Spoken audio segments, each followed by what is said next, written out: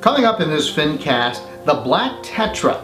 It's one of the best fish that you can put in your aquarium. I keep several in mind, whether you're a beginner or a longtime pro.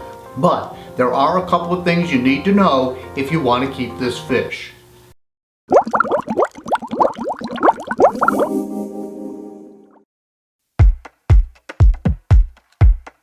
I use Chemipure Elite.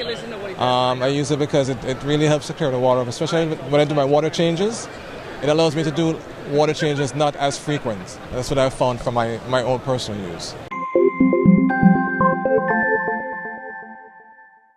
Hi everybody, John here with another Fincast. Today I want to talk to you about a fish that I've been keeping off and on literally for the last 45 years. It's the Black Tetra, also called the Black Widow Tetra, the Black Skirt Tetra, and a couple of other names, but it's all essentially the same fish.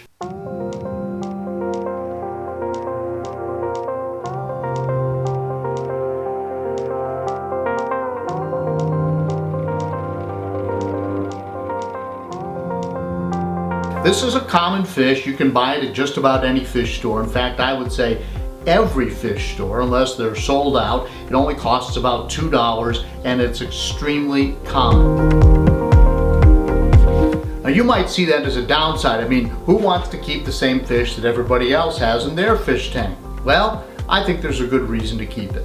But this one has a special meaning to me. I'll tell you that story in just a minute. But if you're just getting started, this is a fish that is inexpensive, it's pretty, it has good activity, and it might survive some of your early mistakes.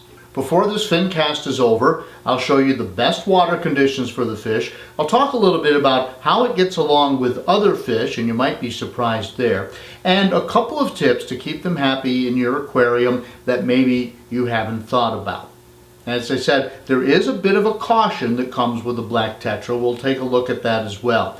But first, the story about how I became so fascinated with this fish. When I was about 12, a friend of mine had a fish tank with community fish in it, a 20-gallon long, and his family lived in an apartment that was located on a dairy farm.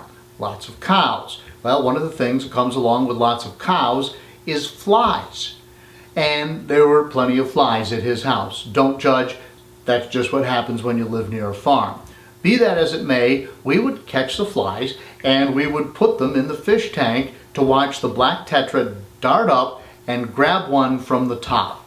Now, to my 12, 13-year-old self, this was great fun. And honestly, to my 50-year-old self, it's not all that bad either. I mean, let's face it, we all love to see our fish swimming in the aquarium, and we know that we love to feed our fish, and feeding our fish is one of the most interesting things that we can do with our fish tank. It's kind of a way to engage.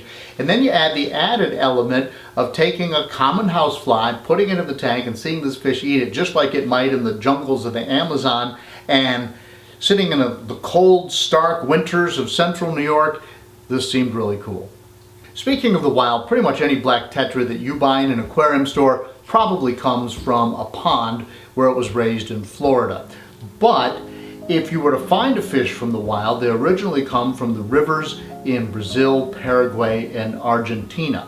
And I'll put a link in the video description if you want to know more about this fish in the wild. But I gotta say, wouldn't it be cool to snorkel in one of those areas and maybe see this fish in the wild? Maybe if you're lucky, you'd get to see it eat a fly.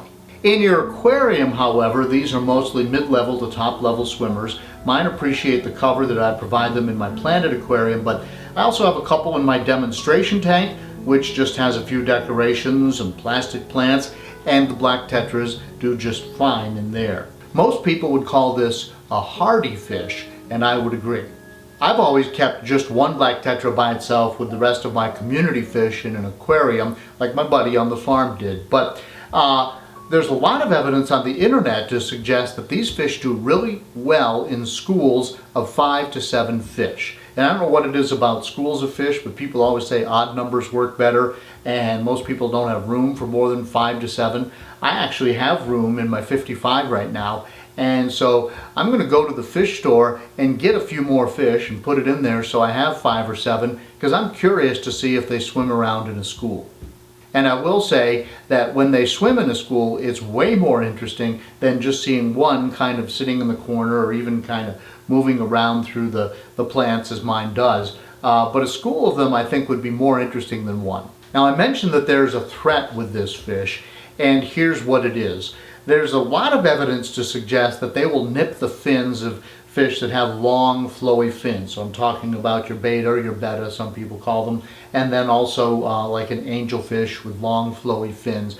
A lot of evidence to suggest that those are not good tank mates for the Black Tetra. I will tell you that in my aquarium I have a fair number of fancy guppies, and they have long flowing fins, and I haven't seen any aggression at all towards the guppies. So that's my personal experience, but it's something that you want to think about. The other thing you want to think about is that some people say that the Black Tetra will eat the smaller fish in your aquarium. I even found a post where a guy showed a picture of one of his Black Tetras eating a neon tetra. So that is something to think about.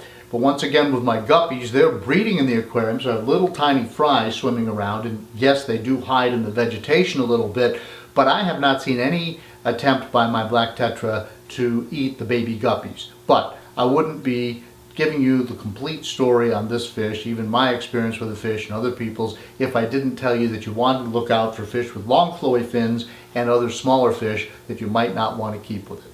By the way, speaking of long flowy fins, breeders have had a fair amount of success breeding Black Tetras that they themselves have long flowy fins, and they're kind of pretty, and it's an added dimension to the old standard. For me, I'd rather think of this fish as the same fish that is swimming around in the jungles of Paraguay, so I don't prefer the long flowy fins, but that's definitely an option that's out there, and I don't see any reason why you wouldn't want to choose that fish if that's what you like better. If you want to breed this fish yourself, apparently it's a pretty easy fish to breed in captivity. I've never really been somebody who wanted to monkey around with breeding fish, but I will put a link in the description to people who have done it. One of the things you want to be able to determine is males versus females, and from what I understand and what I've been able to read, females tend to be larger than the males, and they tend to have a body shape that is a little bit rounder, whereas the males are a little bit elongated. I've been staring at my fish. I gotta tell you, I can't tell the difference. But I think with a practiced eye, you'd be able to develop it. And again, this is a pretty easy fish to breed. Feeding this fish is pretty easy. It'll take just about any flake or pellet food. I feed mine the extreme flake food that I feed to all my other community fish, and they go for it readily and they absolutely love it.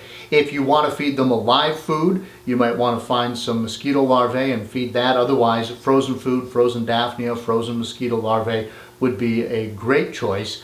And of course, if you can find a housefly, well, we already know that's a pretty good idea.